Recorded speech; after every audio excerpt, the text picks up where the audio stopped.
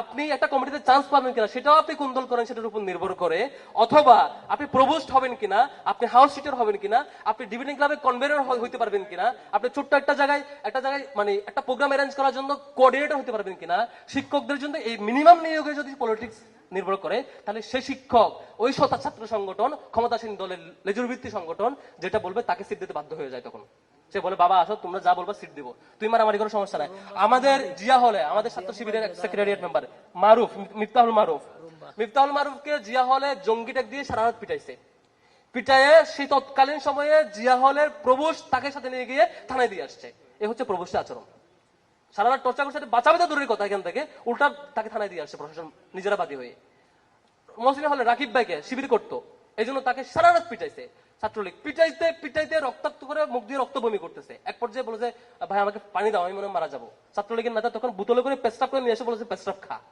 প্রভুষ এসে বলে যে একটু তাড়াতাড়ি মা জাম পিটানোর পিটায় নাও, এরপর থানায় দিয়ে আসতেছি। প্রভুষ গিয়ে থানায় দিয়ে আসছে। এ হচ্ছে আমাদের বিশ্ববিদ্যালয়ের শিক্ষকদের নগ্ন আচরণ। এটা যদি চলতে থাকে, শিক্ষকরা যদি, আমরা ইদানিং লক্ষ্য করছি আমাদের শিক্ষকরা আবারও কেন যেন একটা মেরুকরণে চলে যাচ্ছেন, কেন যেন চিন্তা করছেন আমি আগামী বছর কেমনে প্রভুষ্ট হবো, কেমনে এটা হবো, কেমনে অমুক কমিটিতে ঢুকবো, কেমনে এটা করবো। তাহলে শিক্ষকদের নৈতিকতা যদি এলেভেলে থাকে, ছাত্ররা আমরা সব সংগঠন এক হয়ে গেল সব ঠিক হতে চাইলে আমরা ঠিক করতে পারবো না।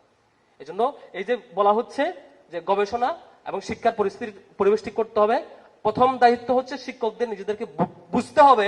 আপনি প্রফেসর হয়েছেন, আপনি অ্যাসোসিয়েট প্রফেসর হয়েছেন, বিশ্ববিদ্যালয়ের শিক্ষক হয়েছেন, এরপর আপনার রিজিক নিয়ে টেনশন করা উচিত না, আপনার সৎ হওয়া উচিত। আপনার রিজিকের জন্য অন্য কারো ক্ষতি করা উচিত না, কারো জীবনের ক্ষতি করা উচিত না। আপনি বিশ্ববিদ্যালয়ের নিরাপদ কেরিয়ার, শিক্ষক হওয়ার পরও যদি আপনার মধ্যে এই নৈতিক বল না থাকে, আপনি যদি অনৈতিকতা পথ অবলম্বন করেন, আপনার জন্য লজ্জা। আপনি একটা নিরাপদ ক্যারিয়ার হওয়ার পরও আপনি শিক্ষার্থীদের ক্ষতি করছেন। আপনি অন্তত এই পর্যায়ে এসে আপনার সৎ হওয়া উচিত।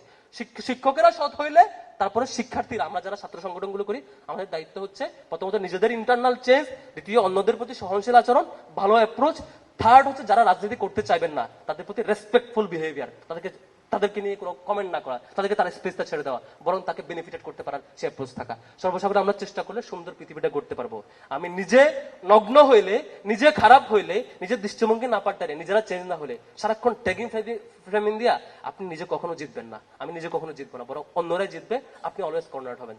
আমরা আল্লাহর কাছে দোয়া করি আল্লাহ রাব্বুল আলামিন যাতে আমাদের সবাইকে মিলে সাথে নিয়ে সত্যিকারের এই ক্যাম্পাসটা সত্যিকার অর্থে গড়বার তৌফিক দিক, শিক্ষার সুন্দর পরিবেশ নিশ্চিতে ভূমিকা রাখার তৌফিক দিক। ছাত্র শিবির জায়গা থেকে আমি কমিটমেন্ট দিচ্ছি, এই যা আলোচনা করছি ইতিবাচক কোনো কমিটমেন্ট আমার দ্বারা ব্রেক হবে না, নেতিবাচক কোনো কাজ আমার দ্বারা হবে না ইনশাআল্লাহ।